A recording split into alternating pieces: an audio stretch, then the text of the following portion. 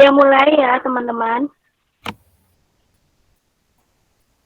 Assalamualaikum warahmatullahi wabarakatuh. Waalaikumsalam warahmatullahi wabarakatuh.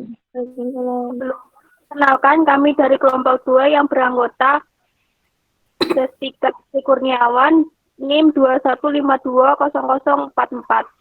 Iyas Andariani 21520055. Wahyu Nur Isnaini NIM 21520066. Putri Mawasari 2152000066. Nabila Rara 21520068. Materi dari kelompok kami adalah evaluasi tes lisan. Untuk prestasi yang pertama akan disampaikan oleh saya. Pengertian tes lisan. Tes lisan adalah tes yang pelaksanaan dilakukan dengan mengadakan tanya jawab secara langsung antara pendidik dan peserta didik. Tes lisan juga sering disebut tes yang menuntut siswa memberikan jawaban secara lisan. Biasanya dilaksanakan dengan cara mengadakan percakapan antara siswa dengan tester tentang masalah yang diujikan. Beberapa petunjuk praktis dalam mengenai tes lisan. 1. Sebelum tes lisan dilaksanakan, sebaiknya tester sudah melakukan inventarisasi berbagai jenis soal yang akan diajukan kepada tester. Dalam tes lisan dapat diharapkan memiliki validitas yang tinggi baik dari segi isi maupun konstruksinya. 2. Setiap butir soal yang telah ditetapkan untuk diajukan dalam tes lisan juga harus disiapkan sekaligus pedoman jawaban betulnya. 3. Jangan sekali-kali menentukan skor atau nilai tes lisan setelah seluruh tester menjalani tes lisan. 4. Tes lisan belajar yang dilaksanakan dengan lisan hendaknya jangan sampai menyimpang atau berubah arah dari evaluasi menjadi diskusi. 5. Dalam rangka menegakkan prinsip objektivitas dan prinsip keadilan dalam tes yang dilaksanakan secara lisan. 6. Tes lisan harus berlangsung secara wajar. 7. Pertanyaan yang diajukan hendaknya dibuat bervariasi. 8.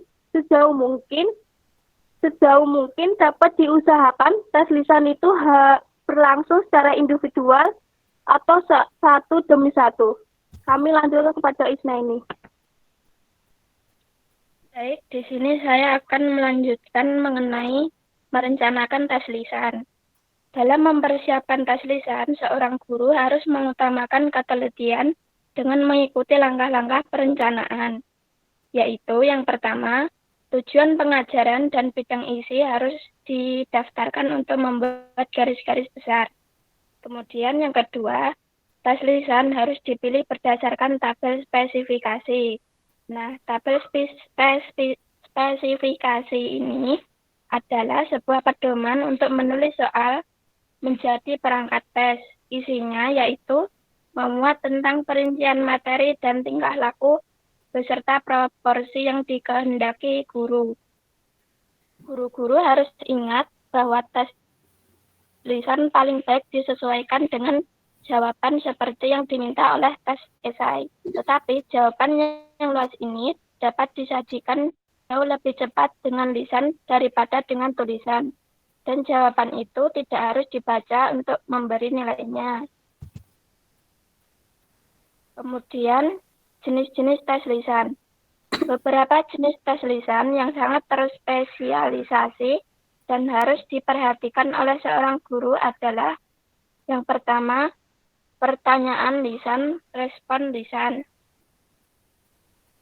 Pertanyaan lisan dengan jawaban lisan harus serupa dengan pertanyaan yang ditulis untuk sebuah tes esai.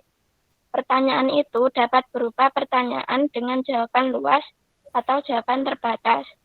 Tetapi harus diingat bahwa selama jam pelajaran tidak banyak pertanyaan dengan jawaban luas yang dapat dikemukakan. Jenis dan jumlah pertanyaan ditentukan juga apakah siswa-siswa itu diuji secara individual atau kelompok. Kemudian yang kedua, tes lisan dan tes lisan respon tertulis.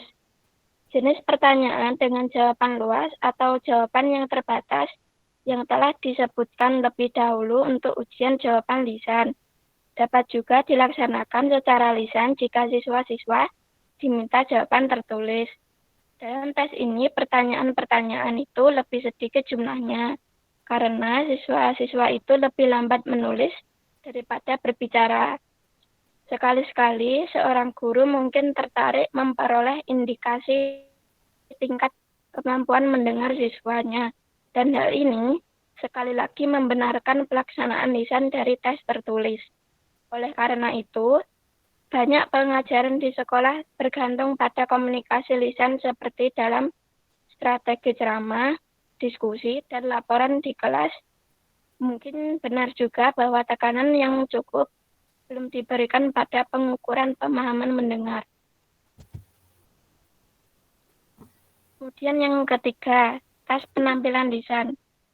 Tes ini menampilkan ujian lisan terutama dapat diadaptasikan dengan baik pada berbicara, drama, dan pelajaran bahasa Inggris. Berbicara dan drama keduanya menekankan penampilan verbal dan kualitas penampilan tidak dapat diukur dengan ujian tertulis.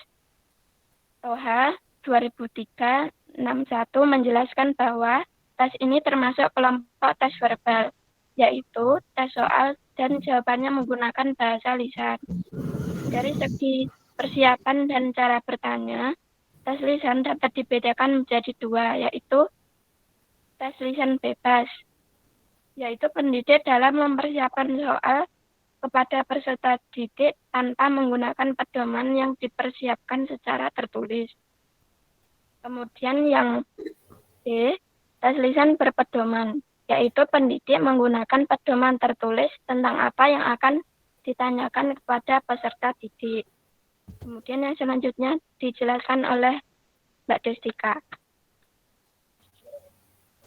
Prinsip-prinsip tes lisan. Pelaksanaan tes lisan yang terampil perlu mencapai pengukuran yang baik.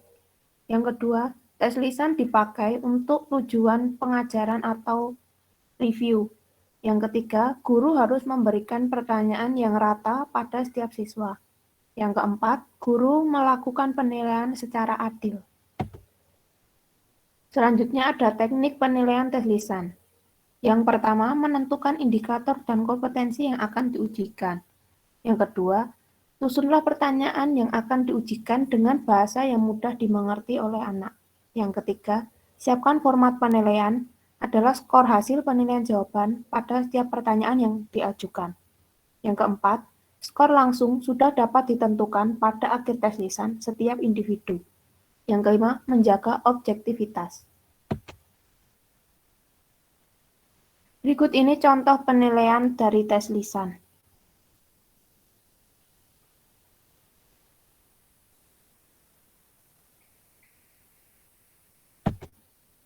Selanjutnya ada strategi tes lisan. Strategi ini mempunyai berbagai hubungan dengan tes lisan. Strategi bertanya yang dikemukakan oleh Taba berhubungan dengan taksonomi kognitif dan pertanyaan-pertanyaan guru, yang dapat diklasifikasikan sebagai berikut. Kognitif 1, pertanyaan membentuk konsep pertanyaan yang menanyakan apa. Kognitif 2, pertanyaan tentang interpretasi data pertanyaan prinsip pertanyaan yang menanyakan apa arti. Bertentangan dengan pendapat di atas, terlihat bahwa guru mengarahkan siswa-siswa terhadap 4 macam pertanyaan untuk menjelaskan cara berpikir siswa dan memperbaiki belajar siswa. Keempat kelompok pertanyaan itu antara lain, pertanyaan verifikasi.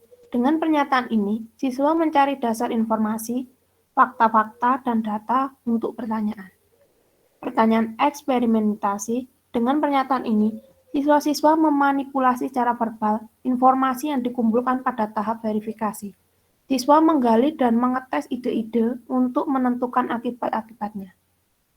Ketiga, pertanyaan kebutuhan. Dengan pertanyaan ini, siswa-siswa dapat mensortir data dan menentukan mana yang relevan dan mana yang tidak relevan. Yang terakhir, pertanyaan sintesis. Dengan pernyataan ini, siswa-siswa mengecek validitas dari intuisi teori atau kesimpulan sebagai penjelasan atau jalan keluar dari masalah atau fenomena yang diselidiki. Selanjutnya akan dijelaskan oleh Mbak Putri. Terima kasih. Nurkanca dan kawan-kawan 1986 ayat 60 menjelaskan bahwa hal-hal yang perlu mendapat perhatian dalam pelaksanaan tes lisan antara lain adalah sebagai berikut. 1. Pertahankanlah situasi evaluasi dalam pelaksanaan. Guru harus tetap menyadari tes lisan. Guru harus tetap menyadari bahwa tujuan evaluasi adalah untuk mendapatkan gambaran tentang prestasi belajar yang dicapai oleh murid-murid. 2. Janganlah guru membentak-bentak seorang murid karena murid tersebut memberikan jawaban yang menurut penilaian guru merupakan jawaban yang salah.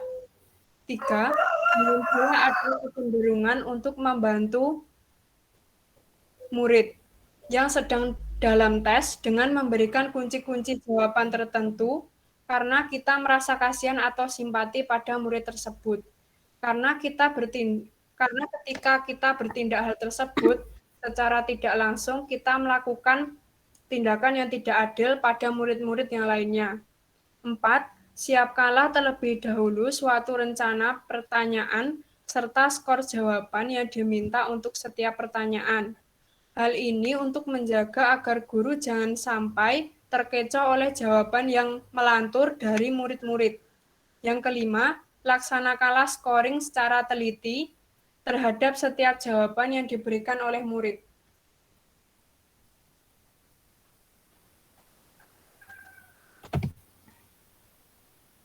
Selanjutnya akan disampaikan oleh Mbak Tias.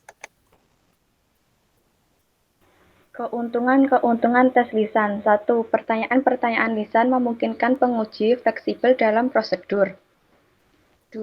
Tes lisan individual merupakan alat yang amat baik untuk mengikuti proses berpikir yang telah dipakai siswa dalam memecahkan masalah.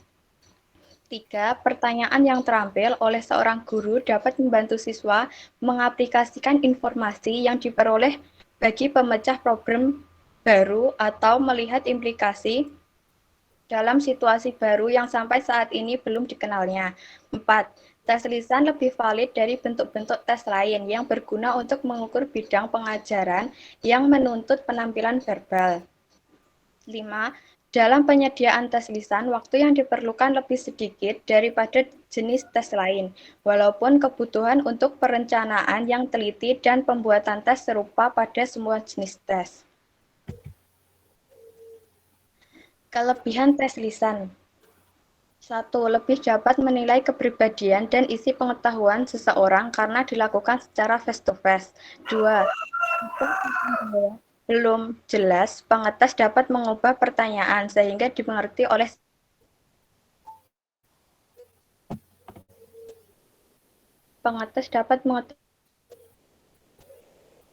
surat. 4.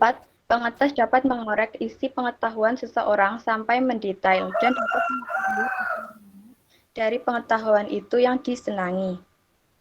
5. Untuk mengevaluasi kecakapan tertentu seperti bahasa Inggris dan bahasa Indonesia. 6. Pengetes dapat langsung mengetahui hasilnya.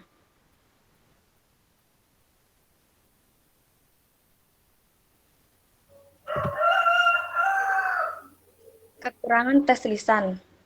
1. Jika hubungan antara pengetes dan yang akan dites kurang baik, dapat mengganggu objektivitas hasil tes. 2. Sifat penggugup pada yang dites dapat mengganggu kelancaran jawaban yang diberikan. 3. Pertanyaan yang diajukan tidak dapat selalu sama pada tiap-tiap orang. 4. Untuk mengetes kelompok memerlukan waktu yang lama sehingga tidak ekonomis. 5. Pribadi dan sikap pengetes dan hubungannya dengan yang dites memungkinkan hasil yang kurang objektif.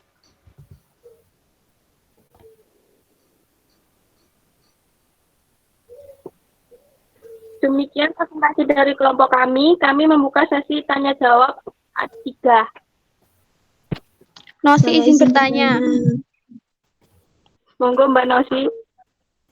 Ya, tadi di Beberapa petunjuk praktik berikut ini kiranya akan dapat dipergunakan dalam tes lisan.